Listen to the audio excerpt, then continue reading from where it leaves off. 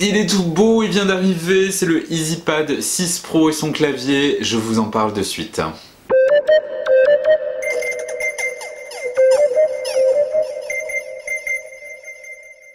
Salut tout le monde, c'est Jérémy de High Tech and Gadget. Franchement, j'espère que vous allez bien. Moi, je suis content. Ma semaine avait mal commencé avec ce EasyPad 6 Pro, mais on va en parler.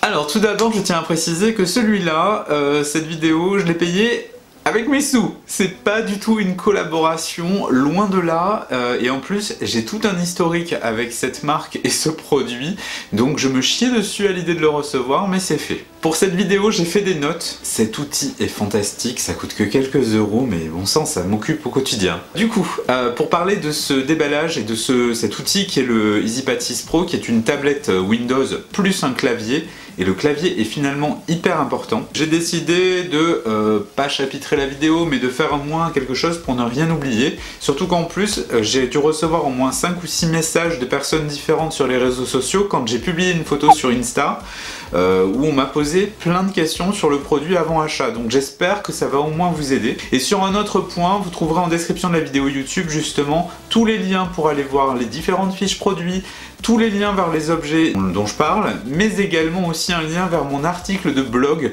où je donne aussi tout un tas d'astuces pour justement comprendre ou essayer de profiter au mieux de votre appareil. Au niveau du chapitrage, tout d'abord on fera un unboxing de l'appareil et un petit peu de blabla, je vais vous expliquer un petit peu ce qui m'est arrivé. Le unboxing va être très court. Ensuite, il y a mes conseils avant achat. Vraiment, c'est très important parce que moi c'est ma, je sais pas combienième PC chinois ou tablette chinoise, et du coup il y a quelque chose qu'il faut vraiment faire et il faut vraiment que vous vous renseigniez avant d'acheter. On va faire un petit tour de l'appareil, ça va être surtout les connectiques, un petit peu ce qui est pratique ou non dans l'appareil. Ensuite on verra les accessoires que je vous recommande d'acheter, c'est vraiment très important ça. Il y en a 2-3 qui sont à mon sens super importants, le reste c'est du gadget, je suis un peu geek, mais ça pourra peut-être vous aider et puis anticiper certains besoins. Ensuite on fera un tour, c'est-à-dire que vous verrez plus ma tête, vous verrez l'appareil, on fera un lancement, vous verrez le temps que ça prend pour se lancer, c'est assez important. Parce que je sais qu'il y en a, enfin si vous êtes comme moi personnellement, il y a des fois où ça m'énerve quand ça prend 3 plombes. Je vous parlerai des astuces, les astuces pour le mettre en français, pour mettre le clavier en AZERTY, toutes ces petites choses. D'ailleurs elles sont reprises sur mon blog avec tout un tas de détails et de captures d'écran pour vous aider. On va faire un test caméra qui me semble franchement nullissime, mais au moins ça vous permettra de voir la qualité de l'appareil suivant votre besoin. Au passage je précise qu'il n'y a qu'une seule caméra et c'est une frontale. Et enfin, vous verrez aussi, on reswipera pour parler des applications que j'ai installées, notamment ce qui marche ou ce qui ne marche pas dessus, sachant que vous le savez, je suis créateur de vidéos, mais je vous explique ça un petit peu dans mon blabla. Allez, au niveau de l'unboxing, il est assez rapide et je vais pas le faire directement. J'ai reçu un gros carton qui comporte 2 cartons. En gros, ce qui est important à dire dans la vidéo, c'est que vous avez votre EasyPad 6 Pro d'un côté et vous avez le clavier qui s'appelle le K06. Donc le K06 est visiblement 100% compatible avec celui-là, c'est la taille justement de l'écran. Pour information, donc ça rentre dans le blabla, j'avais déjà eu par le passé, il y a à peu près 7 mois, la EasyPad 6 Pro. Sauf que j'avais pas le clavier, c'était juste la tablette et je l'avais payé je crois 200 et quelques euros. Là sur Amazon, je l'ai payé 230 euros, livraison comprise. Pourquoi je suis passé par Amazon? Ça fera partie des astuces avant achat, donc ça se regroupe un peu. Tout simplement parce que c'était vendu par Jumper, donc c'est-à-dire la marque du produit, et en plus c'était expédié par Amazon. Donc je me suis dit, déjà je l'aurai rapidement, j'aurai pas les frais de douane, et surtout c'est Amazon qui gère le SAV en cas de pépin. Pour la petite histoire, donc j'avais eu un pépin assez important sur mon ancienne tablette, dans le sens où lorsque le BIOS se lance, le BIOS c'est le truc qui démarre en fait, c'est le programme qui démarre Windows, se mettait à planter en configuration d'origine, et limite il me parlait en zouigoui, c'est du DOS. Et là, tu te dis, mais comment je fais pour écrire puisque c'est une tablette et qu'il n'y a pas de clavier? Donc en gros, je ne pouvais pas récupérer les affaires, fallait que je fasse un merdier pas possible. Et en plus, je pouvais même pas mettre mon clavier en Bluetooth. Enfin bref, ça a été une catastrophe. Et quand j'ai recommandé, j'ai eu peur. Et du coup, je me suis dit, allez, je vais quand même prendre la version avec le clavier au cas où il y a un pépin. Tout ça, ça a été ma petite crainte avant de commander. Et j'ai dit, bon, cette fois-ci, je fais pas la même erreur que la dernière fois, c'est-à-dire commander auprès d'un chinois, ça a été un merdier sans nom. Donc là, au moins, c'est géré par Amazon. Vous n'avez strictement rien. Là, il y a juste le clavier. Et de l'autre côté, vous avez également votre tablette et une petite boîte en plus qui se trouve ici, dans lequel il y avait l'adaptateur secteur. Gros problème. Donc, conseil avant achat, une fois de plus, demandez bien si c'est bien un adaptateur Europe. Pour information, ma première tablette, donc la même, avait été livrée avec un seul carton dans lequel il y avait tout et donc un espèce d'adaptateur Europe. Dans celle-là, j'ai donc deux boîtes, l'ordi plus le chargeur qui était un UK. Ça a été compliqué, mais heureusement le vendeur a très bien réagi et m'a envoyé donc un adaptateur pour que je puisse la brancher. Mais franchement déjà ça a mal commencé au déballage, j'ai pas pu l'allumer, enfin bref, j'ai vraiment eu peur. Concernant l'appareil, donc comme je vous l'ai dit, vous avez en fait deux choses, vous avez votre appareil, le clavier, vous avez également donc le fameux câble d'alimentation, mais qui est dommage parce que justement vous avez un câble d'une longueur d'à peu près 1 mètre, ce qui je trouve vraiment trop court, et une protection aussi pour l'écran. Donc c'est très sommaire, mais ça va. Conseil avant achat. Donc avant d'acheter votre ordinateur, notamment si vous achetez une tablette chinoise ou un PC chinois ou quoi que ce soit, c'est valable pour effectivement le EasyPad 6 Pro, mais c'est surtout valable pour tous les ordinateurs chinois. La première des choses, si vous voyez qu'il a donc une version fournie avec, notamment de Windows, vous devez contacter impérativement votre vendeur pour demander si la clé est fournie ou s'il peut vous fournir la clé. Soit il vous la fournit après achat, donc ça voilà, mais au moins vous avez déjà engagé une discussion. Pourquoi c'est important d'avoir votre clé Windows? Tout simplement parce que si vous ne l'avez pas, lorsque vous allez faire des redémarrages ou des mises à jour, votre ordinateur risque de se brider. Et c'est mal barré. Parce que du coup, si vous ne l'avez pas, votre ordinateur ne pourra plus se mettre à jour, ne voudra plus démarrer ou vous bloquera certains accès, comme notamment l'accès administrateur qui vous permet de le paramétrer. Et ça, c'est dommage. La deuxième chose, renseignez-vous donc comme je vous l'ai dit sur les adaptateurs. Vérifiez bien que vous recevez bien un EU et demandez également comment ça se passe pour le SAV. Est-ce qu'il y a un SAV dans la ville ? Enfin, ou du moins dans la région où vous habitez, et comment ça se passe. Ça aussi c'est très important, parce que même s'il y a une garantie qui est de 1 an ou 2 ans suivant les produits, si vous devez le renvoyer en Chine, vous êtes mal. L'appareil, de ses specs techniques et de faire un petit peu le tour, en fait il faut savoir que ce EasyPad donc 6 Pro est fourni avec une mémoire RAM, c'est-à-dire ce qui fait que votre appareil peut engager plusieurs tâches en même temps ou gérer plusieurs trucs, de 6 Go. 6 Go c'est relativement élevé, surtout pour une tablette. Faut savoir que les PC de gaming généralement sont entre 6 et 8 minimum. Donc vous voyez, on est quand même sur des bonnes choses, et un PC standard est entre généralement à 4 Go. Donc là on est plutôt bien pour une tablette, c'est ce qui m'a convaincu. Au niveau du disque dur par contre, sur la fiche produit il y avait une grosse erreur, c'est pour ça que je vous dis que ça a mal commencé. Et du coup c'est 64 Go de mémoire, donc de stockage. Il était écrit 128. En fait, pour dire vrai, je pense que 128 c'est la catégorie max que vous pouvez rajouter par carte. C'est un eMMC, donc c'est un petit, voilà, je vais pas rentrer dans le technique, vous pouvez aller vous renseigner si vous voulez, mais c'est très bien, c'est largement suffisant pour la chose. Autre chose que je vous ai pas dit, l'écran fait 11,6, donc c'est largement suffisant, c'est confortable pour les yeux, ça fait à peu près la taille d'une tablette habituelle, et c'est sur une version panoramique, donc rectangulaire. C'est très facile aussi pour trouver des... L'appareil en lui-même, vous voyez, donc là il est avec son clavier, mais on peut le débrancher, il n'y a aucun problème. Pareil, au niveau de la fiche produit, il y avait des erreurs. En fait, du coup, j'ai contacté le vendeur par rapport à toutes ces problématiques et il a été très honnête et réactif. Il s'est arrangé avec moi, il m'a donc proposé mes pièces manquantes et surtout il a mis à jour sa fiche produit, ce qui est extrêmement rare et qui prouve que c'est vraiment sérieux derrière. Donc, au niveau du produit, vous avez à ce moment-là donc une prise jack qui vous permet justement de brancher vos écouteurs. Vous pouvez aussi mettre du Bluetooth parce qu'il y a le Bluetooth. Vous avez ici une carte TF, ça va être très utile puisque ce petit PC, je vais l'amener avec moi notamment pour faire mes tournages blog, etc. Dehors. Et de l'autre côté, vous avez donc l'adaptateur secteur, vous avez une prise USB 3.0 qui fonctionne nickel avec mon disque dur externe portable, donc pas alimenté. Vous avez également donc une prise USB type C. Donc ça c'est bien parce que c'est les nouvelles prises, donc c'est plutôt tendance. Vous avez une sortie mini ou micro HDMI, je ne me rappelle jamais, pour pouvoir le mettre sur votre télé et avoir un grand écran. Et vous avez également donc une sortie micro USB qui est OTG. OTG ça suffit, ça veut dire que si vous le souhaitez, vous pouvez faire du transfert de données. Donc ça sera parmi les accessoires que je vous conseille d'acheter.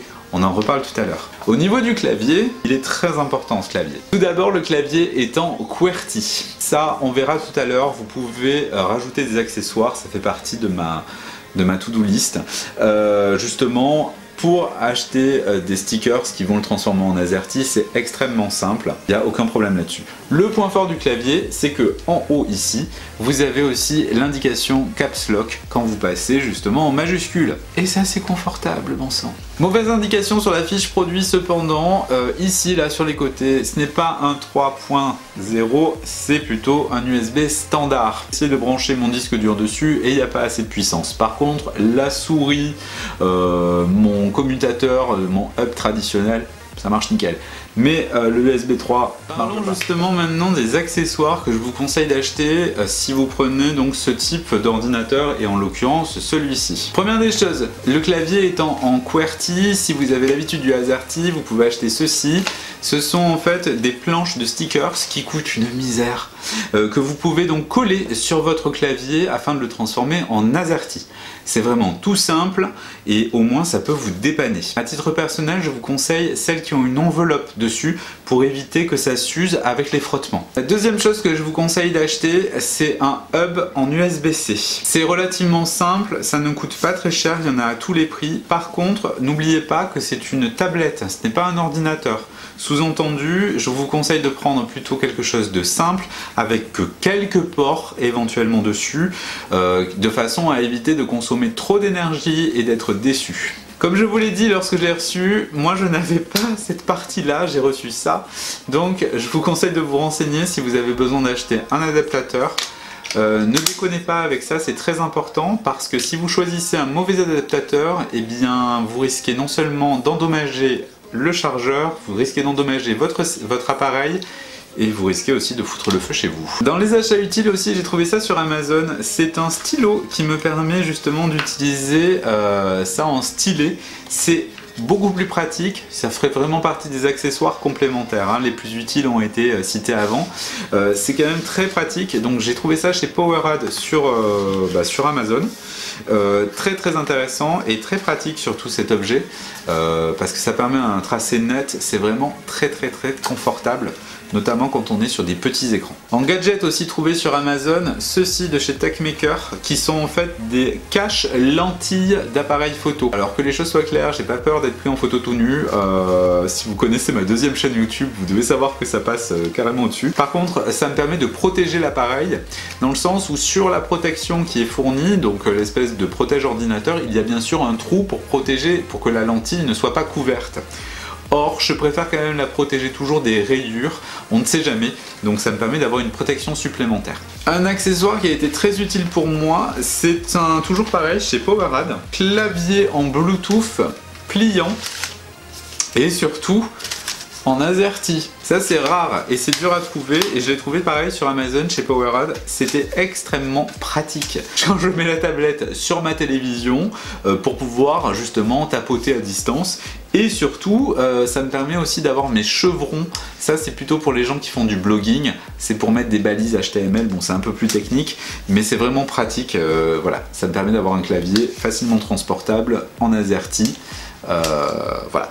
Dans les indispensables, j'ai oublié celui-ci. Ceci est un port qui transforme le port justement micro USB en USB standard. Ça c'est vraiment génial parce que justement ça vous permet de gagner un port supplémentaire pour pouvoir mettre quelque chose qui va relativement de simple, comme notamment ça fait partie des accessoires que je conseille, une clé USB pour avoir un peu plus de stockage ou carrément par la suite un disque dur. Alors là c'est un disque dur justement 3.0 qui fonctionne nickel sur le port principal de la tablette, mais vous pouvez utiliser un disque dur plus standard qui sera peut-être pas portable, donc avec du courant pour pouvoir le mettre à ce moment-là sur le port complémentaire. À peu près les ustensiles que je trouve utiles quand vous achetez ce genre d'appareil.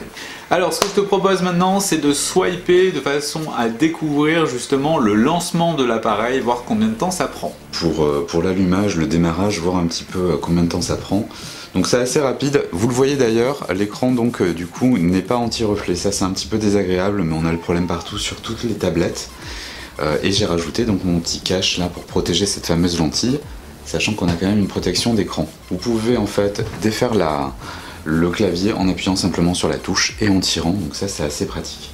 Allez, on est parti donc pour le test et la rapidité, et on est parti.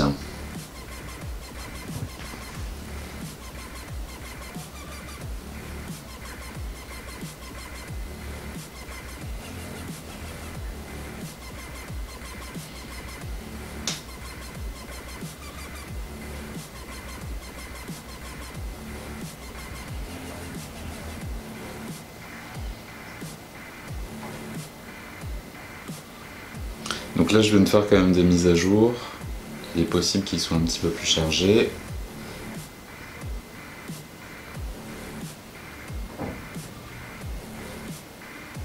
Voilà, donc 35 secondes pour faire une ouverture, c'est relativement correct, je trouve, sachant quand même qu'il est aussi vraiment chargé, j'insiste sur ce point, j'ai installé beaucoup d'applications. Pour le coup, je trouve que l'appareil se lance relativement rapidement, comme vous avez pu le voir. Je trouve qu'il est assez simple et qu'il n'est pas trop plan-plan dans le démarrage. Donc ça, c'était assez agréable. Maintenant, ce que je voudrais qu'on voit, c'est les astuces, notamment, alors je vais être assez bref, puisque je vous conseillerais plutôt d'aller voir sur mon site pour le détail, pour notamment changer le clavier, faire les mises à jour, ça c'est très important, vous devez impérativement, ça fait partie de mes astuces, avant de changer les langues, ou dès lors que vous l'achetez, vous devez télécharger les mises à jour. Personnellement, j'ai passé 4 jours à télécharger toutes les mises à jour avant qu'il n'y en ait plus. Donc ça peut paraître fastidieux, mais n'oubliez pas aussi une chose très importante. Pensez bien à faire vos démarrages, redémarrages, arrêts et démarrages très régulièrement, pour ne pas dire quasiment après chaque mise à jour, dans le sens où si vous ne le faites pas, vos mises à jour ne sont pas prises en compte déjà, et en plus vous n'effacez pas tout ce qui est obsolète, donc c'est dommage. Ensuite, pour changer la langue, pour mettre également le clavier en AZERTY, c'est pareil, vous avez des choses à télécharger, donc pensez bien à faire l'ensemble de vos téléchargements, et notamment démarrage, redémarrage. Je vous montre rapidement les endroits où ça se trouve de suite. Je suis en capture d'écran d'ailleurs sur le PC, donc vous voyez on peut déjà enregistrer, donc il est compatible avec la capture d'écran. Là vous avez un panneau qui reprend toutes les indications que vous devez savoir, le Bluetooth, le Wi-Fi, tout ça, et notamment le mode tablette ou le mode bureau. Le mode tablette c'est celui-là, qui est très utile quand vous êtes en tablette donc, et vous pouvez modifier déjà le listing menu si vous êtes perdu, en appuyant sur les boutons qui sont en haut à gauche. Ça c'est très utile. Vous repassez en mode traditionnel en cliquant sur tablette. Pour ma part, je préfère ce mode-là, je suis moins perdu. Ensuite, vous allez aller chercher les settings. Donc vous allez dans le menu démarrer, paramètres avec la molette, d'accord? Et là, vous avez ce panneau qui s'affiche. Pour information, vous devez télécharger vos mises à jour tout en bas à gauche. Et vous allez ensuite aller sur heure et langue. C'est là où vous allez tout régler. N'oubliez pas de venir là uniquement après avoir fait toutes vos mises à jour Windows et aller ensuite sur la région langue. Il va falloir que vous ajoutiez une langue qui correspond à votre pays. Donc vous faites plus ajouter une langue et vous allez aller choisir la langue qui vous convient. Moi c'était le français tout court. Mais n'effacez pas la langue de base que vous avez installée. Une fois que c'est fait, vous allez la télécharger et vous allez avoir un nouvel onglet qui va apparaître derrière. Par exemple français. C'est très important de cliquer dessus et d'aller dans Options. Et là, il va falloir que vous téléchargiez toutes les choses que vous pouvez télécharger. Dans mon cas, il me manque la voix. Vous voyez, même moi, j'ai oublié de le faire. Donc, vous faites ça, vous faites télécharger. Et vous allez aussi modifier votre clavier en faisant exactement pareil. Vous pouvez passer sur un français AZERTY, un français QWERTY, etc. C'est vous qui voyez. Mais pensez bien à télécharger. C'est très important. Et à également faire vos mises à jour. Le mieux quand même reste d'aller voir sur mon site hein, pour avoir plus d'informations.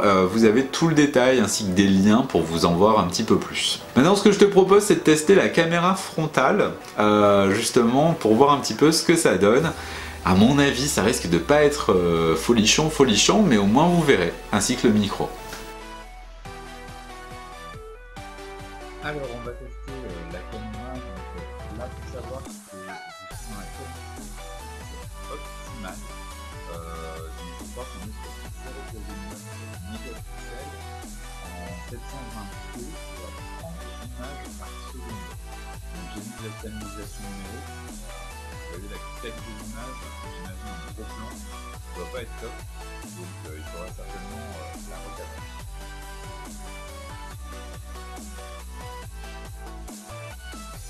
Bon, pour terminer justement la vidéo, je vais vous montrer les applications que j'ai installées. Comme vous le savez certainement, je fais du blogging, du vlogging, des vidéos pour YouTube.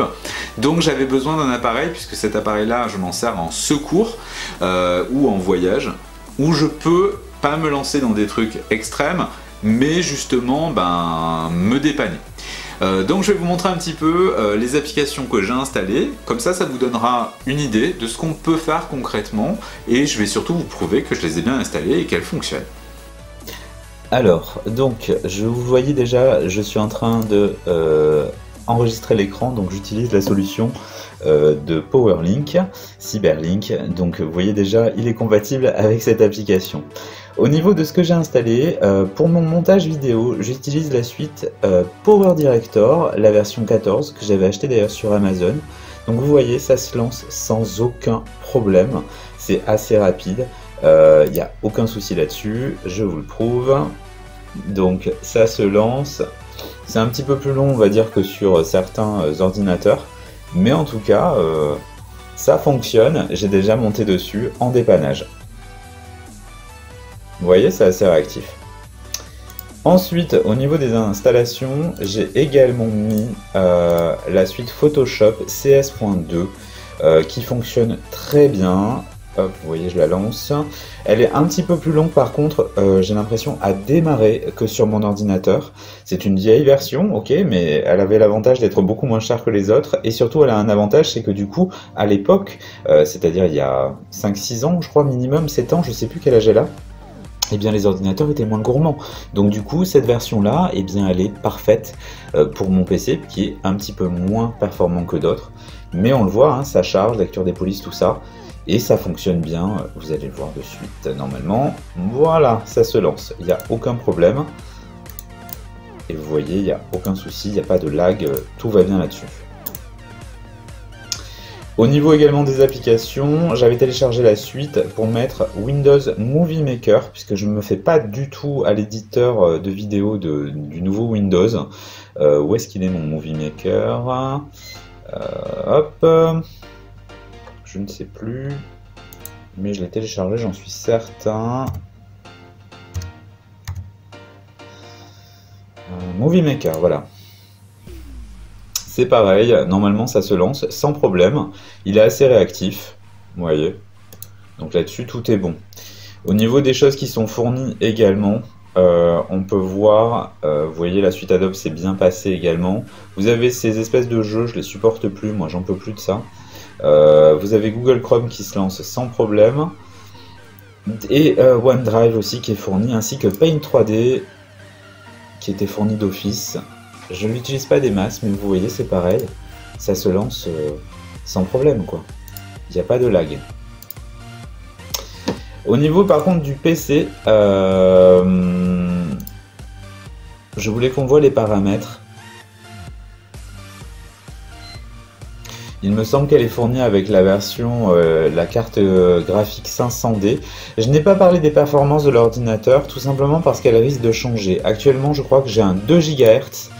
Sur mon ordinateur, mais par contre le truc c'est que ça peut changer en fonction de chaque ordi, mais en tout cas vous pouvez faire pas mal de choses via cette programmation là, et vous pouvez également normalement aller dans les paramètres pour trouver plus d'informations.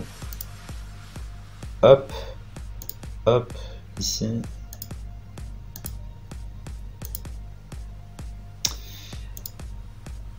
Mise à jour.